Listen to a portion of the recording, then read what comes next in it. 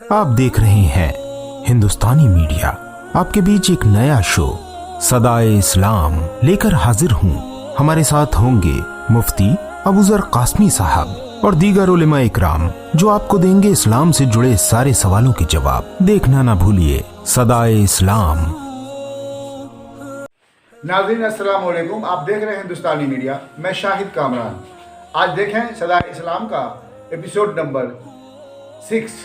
आज हमारे स्टूडियो में हिंदुस्तान के करीबी मुल्क नेपाल की एक अजीम शख्सियत जमीयतुल उलमा नेपाल के जनरल सेक्रेटरी और नाज़िम दारुल तालीम और तरबियत सिरहा रमौल नेपाल के नाज़िम जनाब मौलाना मुफ्ती खालिद सिद्दीकी साहब मौजूद हैं।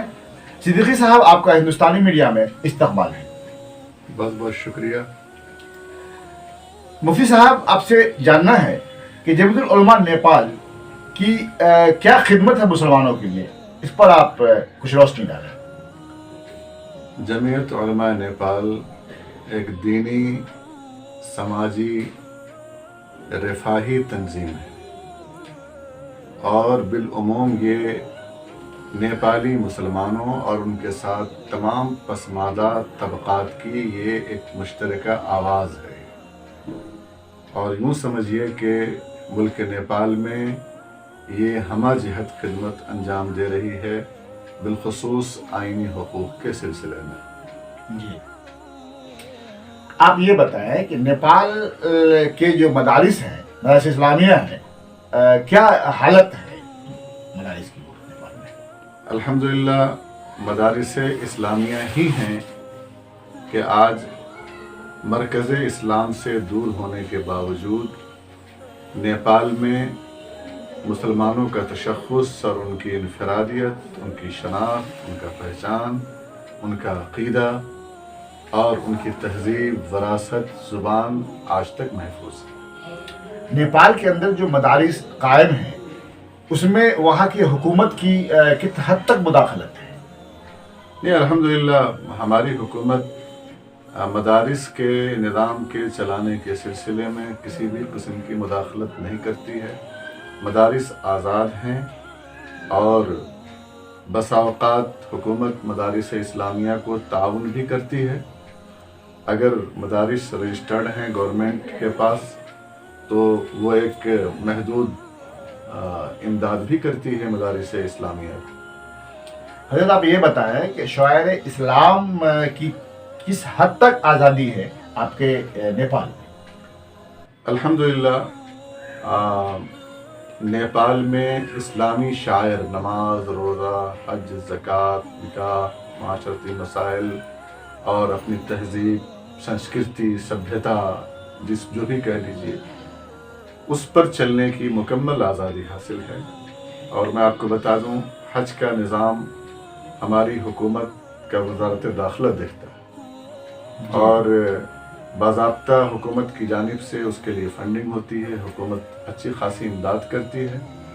और मैं आपकी इत्तला के लिए अर्ज़ करूं कि 2001 में मैं भी हज कमेटी में था, वज़ारत दाखिला वाली हज कमेटी में मैं भी था। जी जी। और मैंने हुकूमत के ख़र्चे से हज भी किया है। माशाल्लाह।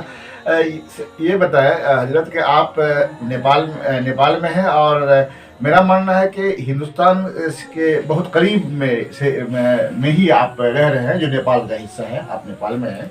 आप ये बताएं कि नेपाल और हिंद दोनों के उलमाए किराम, खासकर मुसलमानों के लिए आप कुछ ऐसी नसीहत आमोज़ बातें कहें जो हिंदुस्तान हो, नेपाल हो या दुनिया के कहीं के भी मुसलमान रहने वाले हो, उसके लिए उनके लिए जो है एक सबक आमोज़ हो और उनके लिए भाईचारा, अमन या फिर क्या पैगाम चाहे उनके लिए। हमारे नेपाल के जो मदारिस हैं, हमारे जो उलमा हैं, मैं जब भी आप हजरात के यहाँ प्रोग्रामों में आता हूँ तो मैं कहता हूँ कि हम आपके शागिर्द हैं और आपका पढ़ाया हुआ सबक हम वहाँ भी दोहरा रहे हैं, यहाँ भी दोहराते हैं। और हिंदुस्तान से हमने जो सीखा है वो इंसानियत, मोहब्बत, शराफत, गमगुसारी, ईसार, हमदर्दी, कुर्बानी, एक दूसरे के लिए जीने मरने का जज्बा, बक़ाए बाहम, सौहार्द, माया, स्नेह, प्रेम, یہی وہ پیغام ہے جو ہم نے ہندوستان کے علماء سے سیکھا ہے. اسی کو ہم نیپال میں بھی عام کر رہے ہیں اور ساری انسانیت کو یہی پیغام ہم بانٹنا بھی چاہ رہے ہیں. بہت بہت شکریہ آپ کا. صدائے اسلام کے ذریعے میرا مقصد اسلام کی صحیح تعلیم کو عام کرنا ہے اور میرے اسلاف بزرگ حضرات جو دنیا سے چلے گئے ان کے لیے ایصال ثواب ہے. میرے آبا و اجداد و علاقہ کے تمام بزرگ شخصیات اور تمام دین کے رہبروں کے لیے آپ ناظرین سے دعا کی درخواست ہے. من جانب شاہد کامران، ہندوستانی میڈیا.